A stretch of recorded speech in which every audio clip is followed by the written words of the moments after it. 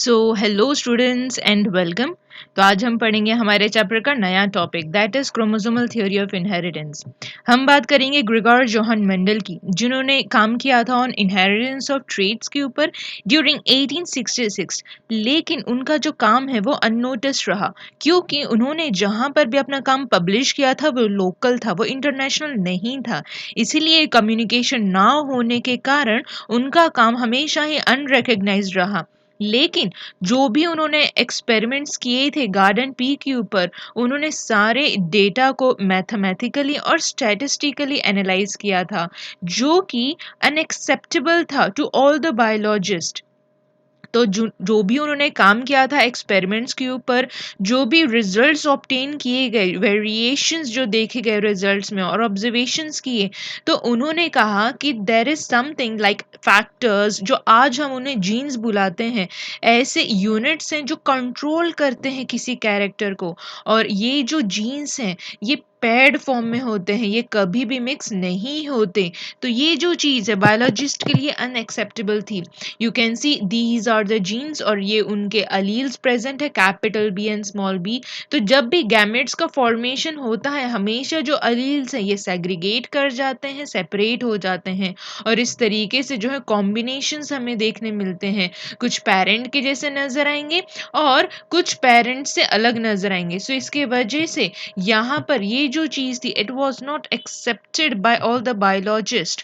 और ये क्वेश्चन भी अराइज हो रहा था कि ये जो जीन्स की बात कर रहे हैं, ये जो फैक्टर्स की बात कर रहे हैं, ये एग्जैक्टली कहाँ पर लोकेटेड हैं गैमेटिक सेल के अंदर, दैट इज इन स्पर्म और इन एग। सो यहाँ पर 1884 के दौरान मेंडल के डेथ के बाद तीन साइंटिस्ट थे जिन्होंने उनके काम को रीडिस्कवर किया। और इसीलिए यहाँ पर जब एडवांसमेंट हुआ microscope, when the microscope was invented, तब लोगों को पता चला कि how exactly the cell division takes place और किस तरीके से जो क्रोमोसोम का स्ट्रक्चर है दिखाई देता है अंडर द माइक्रोस्कोप। तब वॉल्टर सूटोन एंड थियोडोर बोवेरी ने काफी डिटेल स्टडी की about the genes, though that is factors which was said by the Mendel, and how the behavior of chromosome is seen during the cell division, especially the meiosis type of cell division. इसीलिए उन दो scientist ने chromosomal theory introduce की which says about the cell chromosomes। और उन्होंने बताया जो भी क्रोमोसोम्स होते हैं एक्चुअली उसमें जेनेटिक मटेरियल प्रेजेंट होता है। So here in this diagram you can see कि जो क्रोमोसोम्स होते हैं बहुत ही कॉम्पैक्ट फॉर्म में डीएनए, और उसके साथ हिस्टोन प्रोटीन और नॉन हिस्टोन प्रोटीन्स जो है बहुत ही कॉम्पैक्ट फॉर्म में नजर आते हैं inside the chromosome. So this is how the structure of the chromosome it is made up of. जो भी क्रोमोसोम्स नजर आते हैं सोमेटिक सेल में वो पेयर्ड फॉर्म में होते हैं इन सोमेटिक सेल। और अगर गैमेटिक सेल्स के बारे में बात करें तो क्रोमोसोम जो है वो अनपेयर्ड फॉर्म में होते हैं, मतलब सिंगल होते हैं। जब भी होमोलोगस क्रोमोसोम्स जो हैं उनके द्वारा जब भी गैमेट्स का फॉर्मेशन होता है, so here you can see these are the homologous chromosomes. और उन्हीं से ही जब मियोसिस 1 होगा, जब मियोसिस 2 होगा, तो इस तरीके के जो है गैमेट्स फॉर्म होंगे। जो होमोलोगस क्रोमोसोम्स हैं ये सेपरेट हो जाते हैं, ये सेग्रीगेट हो जाते हैं जब भी गैमेट्स का फॉर्मेशन होता है by meiosis type of cell division. जो हर एक गैमेट है आप देख सकते हैं there is presence of only one chromosome, they are not present in the paired form. जो भी गैमेट्स होते हैं उनके न्यूक्लियस के अंदर जेनेटिक मटेरियल होता है, that is the heredity trait. यहाँ पर you can see the gametes, that is the male gamete sperm and the female gamete the egg. इनके पास ये जो न्यूक्लियस प्रेजेंट है, न्यूक्लियस के अंदर जेनेटिक मटेरियल होता है। Here this genetic material, this is going to help to transfer the characters from parents to the offsprings। तो हम बोल सकते हैं कि जो भी गैमेट्स हैं वो हेल्प करते हैं to transfer the characters from one parent to the next generation. We can see कि जो गैमेट्स एक तरीके के लिंक है between the parents and the offspring। In this structure you can see the gamete, this is the sperm and this is the egg. So ये जो cells present होते हैं, ये जो गैमेट्स हैं, दीज आर हप्लॉइड, मतलब कि यहाँ पर सिर्फ एक ही सेट ऑफ क्रोमोसोम होगा। Even same with the egg, यहाँ पर ये हप्लॉइड होते हैं, they are only one set of chromosome. लेकिन जब ये गैमेट्स फ्यूज कर जाते हैं, so here there is formation of a zygote, और जो जाइगोट होते हैं they are having diploid, means they are having two sets of chromosome, जिसकी वजह से जो क्रोमोसोमल नंबर है वो रिस्टोर्ड रहेगा। सो जब भी हैप्लॉइड मेल और हैप्लॉइड फीमेल गैमेट फ्यूज होंगे तो डिप्लॉयड सेल्स बनेंगे। इस तरीके से जो है क्रोमोसोमल नंबर हमेशा ही रिस्टोर्ड रहते हैं। अब हम बात करेंगे क्रोमोसोम्स के बारे में। ये एक तरीके के फिलामेंट जैसे स्ट्रक्चर है जो कि यूकैरियोटिक सेल में नजर आएगा, और जो क्रोमोसोम टर्म है it was given by the Waldeyer. So जो क्रोमोसोम्स का साइज होता है वो स्पीसीज टू स्पीसीज वेरी करता है, और जो क्रोमोसोम से बहुत ही क्लियरली नजर आते हैं मेटाफेज स्टेज सेल दौरान। सो जब भी सेल्स डिवाइड करते हैं you can see the chromosomes are easily visible during the cell division. So यहाँ पर जो जेनेटिक मटेरियल है, you can see the genetic material यहाँ पर क्रोमेटिन के फॉर्म में है, लेकिन ये सेल जब भी डिवाइड करता है, now you can see the stages of the cell division, जहां पर आपको क्रोमोसोम बहुत ही ज्यादा क्लियरली देखने मिलेगा। जो भी क्रोमोसोम्स होते हैं, सबसे पहली प्रॉपर्टी ये है कि वो अपने आप खुद को रेप्लिकेट कर सकते हैं। यहाँ पर सबसे पहली बात, यहाँ पर तो chromosome they are the one which are having genetic material, और जब जेनेटिक मटेरियल ट्रांसफर होगा तो कैरेक्टर्स भी ट्रांसफर होंगे। इसीलिए they are having one property that is heredity. दूसरी बात, इमेजिन कि जब भी कोई काम होता है कभी कभी मिस्टेक्स हो जाती हैं। इसीलिए जब क्रोमोसोम्स जो है रेप्लिकेट करते हैं, रेप्लिकेशन के दौरान समटाइम्स कुछ अल्टरेशन हो जाता है, कुछ चेंज हो जाता है। अगर ये जो चेंज हुआ है, ये जो अल्टरेशन हुआ है, हम उसे म्यूटेशन बुलाएंगे, और जब म्यूटेशन फेवरेबल होगा तो उसी के वजह से एक तरीके का चेंज आएगा, वेरिएशन आएगा, और वेरिएशंस के ही वजह से it leads to the evolution. यहाँ पर किसी भी ऑर्गेनिज्म में इवोल्यूशन क्यों होता है? Because in the change in the genetic material, that is change in the chromosome. यहाँ पर यू कैन सी कि जो क्रोमोसोम प्रेजेंट है, क्रोमोसोम के अंदर जो है बहुत ही कंडेंस फॉर्म में डीएनए और हिस्टोन प्रोटीन होता है। डीएनए जो है वो नेगेटिवली चार्ज मॉलिक्यूल है, और जो हिस्टोन प्रोटीन जो होते हैं वो पॉजिटिवली चार्ज मॉलिक्यूल्स होते हैं। यहाँ पर इसीलिए दोनों साथ में रहते हैं। तो डीएनए तो है ही, उसके साथ साथ हिस्टोन प्रोटीन भी है, और इन दोनों के लिए एक और चीज है that is non histone protein. ये तीनों की तीनों चीजें बहुत ही ज्यादा कॉम्पैक्ट कंडेंस फॉर्म में आपको क्रोमोसोम के अंदर दिखाई देंगे। अब बात करते हैं फंक्शंस ऑफ क्रोमोसोम की। सबसे पहली बात, जो भी कैरेक्टर्स ट्रांसफर होते हैं from one generation to the next generation, ये क्रोमोसोम की वजह से ही होंगे, और हर एक स्पीसीज में क्रोमोसोम नंबर हमेशा ही कांस्टेंट रहता है, हमेशा ही स्पेसिफिक होता है। तो ये जो बात है हेल्प करेगी टू स्टडी द इवोल्यूशन, मतलब कौन सा ऑर्गेनिज्म पहले आया है, कौन सा बाद में आया है। तो इवोल्यूशन हिस्ट्री जानने के लिए भी it is important to know about the chromosome. और उसके साथ साथ टैक्सोनॉमी, मतलब how to classify the animals, तो इस बेसिस के ऊपर भी, क्रोमोसोम नंबर के बेसिस के ऊपर भी we are able to classify the organisms. अब बात करते हैं हम प्लॉइडी के बारे में, मतलब जो भी नंबर ऑफ क्रोमोसोम्स ऑर्गेनिज्म में नजर आते हैं they are in the form of repetition. So we will study in detail about the ploidy. Here comes it is divided into euploidy and aneuploidy. Euploidy में जब one set of chromosome present होता है तो हम बोलेंगे that is monoploidy. जब two set of chromosome होगा तो diploidy, और बहुत सारे set of chromosome होते हैं तो polyploidy. It is been again classified into autoploidy and alloploidy. Next हम बात करते हैं aneuploidy के बारे में, जहाँ पर हम एक एग्जाम्पल ले लेंगे like of the human being, जहाँ पर टोटल नंबर ऑफ क्रोमोसोम्स होते हैं 46। तो यहाँ पर we will study about first hypoploidy. Hypoploidy में होता क्या है, सपोज ह्यूमन का क्रोमोसोमल नंबर है 46, और यहाँ पर एक माइनस हो जाए तो हो जाएगा 45 नंबर ऑफ क्रोमोसोम। तो इस केस को हम बोलेंगे दैट इज मोनोसोमी। और अगर यहाँ पर 46 में से 2 नंबर ऑफ क्रोमोसोम रिड्यूस हो जाएं, डिलीट हो जाएं, तो now the chromosome number is going to be 44। तो हम बोलेंगे इसको दैट इज नलीसोमी। यहाँ पर हो रही है एडिशन की बात, दैट इज हाइपरप्लॉइडी। अगर जो टोटल नंबर ऑफ क्रोमोसोम्स हैं वो 47 हो जाएं तो हम बोलेंगे इट इज ट्राइसोमी। और अगर टोटल नंबर ऑफ क्रोमोसोम्स जो है वो 48 हो जाए, मतलब यहाँ पर एडिशन हो जाए 2 और क्रोमोसोम का, तो हम बोलेंगे दैट इज टेट्रासोमी। सो इस तरीके जो फिनोमेना है about the chromosome we are going to study in detail in ploidy. So हमने यूप्लॉइडी के बारे में अगर बात करें पहले, तो क्रोमोसोम नंबर की यहाँ पर एक्चुअल में कितनी एग्जैक्ट मल्टीपल है, सो हम उसको यूप्लॉइडी बोलेंगे। जैसे यहाँ पर अगर सिर्फ एक ही सेट ऑफ क्रोमोसोम है तो हम बोलेंगे हैप्लॉइड।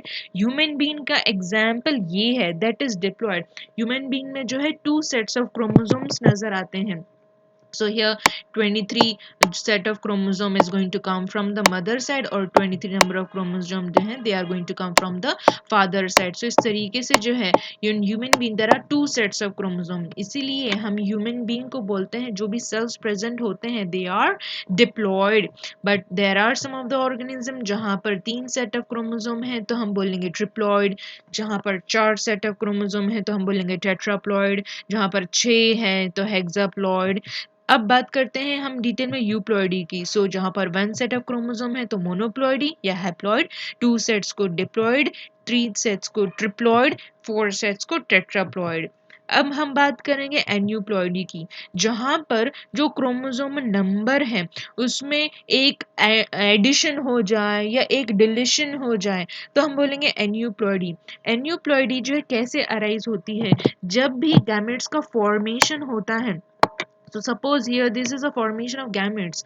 जहाँ gametes जो form होते हैं they arises by the meiosis type of cell division। So जब meiosis 1 और 2 होगा तो यहाँ पर you can see this is the diploid cells। Okay, ये यहाँ पर diploid cell है। तो nuclear division unequal होने के कारण so here this conditions arises। होना तो चाहिए था सिर्फ 1 set of chromosome, लेकिन यहाँ पर 2 set हैं। क्यों? क्योंकि nuclear division correctly नहीं हुआ है in the meiosis 1। या तो फिर हम इसकी बात करें here meiosis 2 में न्यूक्लियर डिवीजन कंप्लीटली नहीं हुआ है। आगे जाके जब किसी ये एक और गैमेट के साथ फ्यूज होगा तो जो कंडीशन है वो यहाँ पर 3 सेट ऑफ क्रोमोसोम की हो जाएगी। मतलब कि यहाँ पर there is going to be abnormal number of chromosomes. तो इसीलिए यहाँ पर जब कोई भी जो क्रोमोसोम है नंबर एडिशन हो जाए या डिलीशन हो जाए तो हम बोलेंगे एन्यूप्लॉइडी। अब हम बात करेंगे स्ट्रक्चर ऑफ क्रोमोसोम की। जो स्ट्रक्चर है क्रोमोसोम का बहुत अच्छी तरीके से देखने मिलेगा during the metaphase stage under the microscope, क्योंकि यहाँ पर इसी स्टेज में जो क्रोमोसोम से बहुत ही हाईली कंडेंस फॉर्म में नजर आते हैं। और अगर हम टिपिकल क्रोमोसोम्स के बारे में बात करें, here you can see in the centre, ये यहाँ पर जो सेंटर में है you can see there is a presence of centromere. Centromere ही है ये जो 2 सिस्टोक्रोमेटिड्स को जो है अटैच करके रखता है, होल्ड करके रखता है। So this is a short arm we call P arm, this is a long arm we call Q arm. और ये जो टिप्स होते हैं here we call them telomeres। so in detail if we study about the chromosome, ये जो tips होते हैं chromosome के हम उसको टीलोमियर्स बुलाते हैं, ये टीलोमियर्स। और इनको ये जो 2 स्ट्रक्चर प्रेजेंट है वी कॉल देम सिस्टोक्रोमेटिड्स। ये लॉन्ग आर्म है वी कॉल क्यू आर्म, ये शॉर्ट आर्म है वी कॉल पी आर्म। ये यहाँ पर प्रेजेंट होगा सेंट्रोमियर जो कि अटैच करके रखता है दोनों ही सिस्टोक्रोमेटिड्स को। और in the besides you can see a flat like structure we call them kinetochore. Kinetochore ही ऐसी जगह है जहां पर जो स्पिंडल फाइबर्स हैं वो अटैच्ड रहते हैं। जैसे ही ये सेंट्रोमियर स्प्लिट हो जाएगा तो यहाँ पर both the sister chromatids they are going to get detach from each other. So इस तरीके से जो है काइनेटोकोर का फंक्शन है where the spindle fibers they are going to get attached। so हमने देखा टू क्रोमेटिड्स जो है उन्हें ज्वाइन करने वाला सेंट्रोमियर ही है। इसी सेंट्रोमियर को हम प्राइमरी कॉन्स्ट्रिक्शन भी बोलते हैं। और प्राइमरी कॉन्स्ट्रिक्शन में हमने देखा फ्लैट लाइक स्ट्रक्चर काइनेटोकोर जहां पर स्पिंडल फाइबर्स अटैच रहते हैं। यहाँ पर हेयर प्राइमरी कॉन्स्ट्रिक्शन जहाँ पर प्रेजेंट था वहाँ उसके साथ साथ टू और कॉन्स्ट्रिक्शंस नजर आते हैं। Here in this diagram you can सी, जहां पर सेंट्रोमियर था उसको तो हमने नाम दिया था प्राइमरी कॉन्स्ट्रिक्शन, लेकिन कुछ और भी ऐसे क्रोमोसोम्स प्रेजेंट है जहां पर और भी कॉन्स्ट्रिक्शंस हैं, तो हमने नाम दे दिया है उसको सेकेंडरी कॉन्स्ट्रिक्शन। यहाँ पर भी एक और कॉन्स्ट्रिक्शन है सेकेंडरी कॉन्स्ट्रिक्शन। सो ये सेकेंडरी कॉन्स्ट्रिक्शन 1 है, हम इसको बोलेंगे दिस इज सेकेंडरी कॉन्स्ट्रिक्शन 2। सो यहाँ पर दिस सेकेंडरी कॉन्स्ट्रिक्शन जहाँ पर प्रेजेंट है, यहाँ पर प्रेजेंट होता है न्यूक्लियोलस। न्यूक्लियोलस जो है जब सेल इंटरफेस सेल स्टेज में होता है तब क्लियरली दिखाई देता है। और हियर ये सेकेंडरी कॉन्स्ट्रिक्शन 2 के पास में आपको एक और स्ट्रक्चर नजर आता है that is called as satellite, जो कि कुछ ही क्रोमोसोम्स में आपको नजर आएगा। और ये जो क्रोमेटिड्स प्रेजेंट है, दिस इज अ क्रोमेटिड, ये पूरा जो है ये क्रोमेटिड है। सो क्रोमेटिड के अंदर जो है आपको एक तरीके का लॉन्ग अनब्रांच्ड यहाँ पर थ्रेड लाइक स्ट्रक्चर नजर आता है। Here this structure it is called as chromonemata. So इस तरीके का जो स्ट्रक्चर है आपको डिटेल में स्ट्रक्चर नजर आएगा ऑफ द क्रोमेटिड। सो हमने देखा जो और भी कॉन्स्ट्रिक्शन है हमने नाम दिया सेकेंडरी कॉन्स्ट्रिक्शन, और ये जो सेकेंडरी कॉन्स्ट्रिक्शन 1 है इट इज हैविंग न्यूक्लियोलस, वो दिखाई देगा इंटरफेस स्टेज सेल के दौरान। और सेकेंडरी कॉन्स्ट्रिक्शन 2 के पास प्रेजेंट था sat, that is satellite DNA, जो कि बहुत ही कम क्रोमोसोम में नजर आता है। और एक और बात हमें देखने मिली दैट इज क्रोमोनीमेटा। सो जो भी क्रोमोसोम्स होते हैं उसमें जो यहाँ पर जैसे कि you can see this is a chromatid, okay, these chromatid they are having the double stranded DNA in a very condensed form। so इस तरीके से जो है क्रोमोसोम का स्ट्रक्चर देखने मिलता है। जो क्रोमोसोम का स्ट्रक्चर है now on the basis of centromere it is divided into 4 types, that is telocentric, acrocentric, submetacentric और metacentric। यहाँ पर अगर हम इनका स्ट्रक्चर ध्यान से देखें, सबसे पहले है दैट इज टीलोसेंट्रिक, जहां पर सेंट्रोमियर एकदम टिप पे प्रेजेंट होगा। दूसरा आ जाता है एक्रोसेंट्रिक, जहां पर you can see here there is a very long arm and here you can see there is a very short arm of the chromatid. यहाँ पर you can see there is long arm of chromatid and there is short arm of chromatid. So here comes a sub metacentric. और यहाँ पर metacentric में दोनों ही जो chromatids हैं they are of equal size। So here in detail if we study about these 4 types of chromosomes, जो acrocentric है हम उसको बोलते हैं that is it is kind of a J shape, हम जो छोटा जी है ऐसे ही लिखते हैं, okay. Next comes a telocentric जो कि आई शेप है। नेक्स्ट कम सब मेटासेंट्रिक जो कि एल शेप है, और यहाँ पर मेटासेंट्रिक जो है वो वी शेप है। और जो टिप्स होते हैं यहाँ पर क्रोमोसोम्स के हम उसको बुलाते हैं दैट इज टीलोमियर्स। तो इस तरीके 4 टाइप्स ऑफ क्रोमोसोम्स नजर आते हैं। अब हम बात करेंगे सेक्स क्रोमोसोम्स की। यहाँ पर you can see the sex chromosome, this is X chromosome and this is a Y chromosome.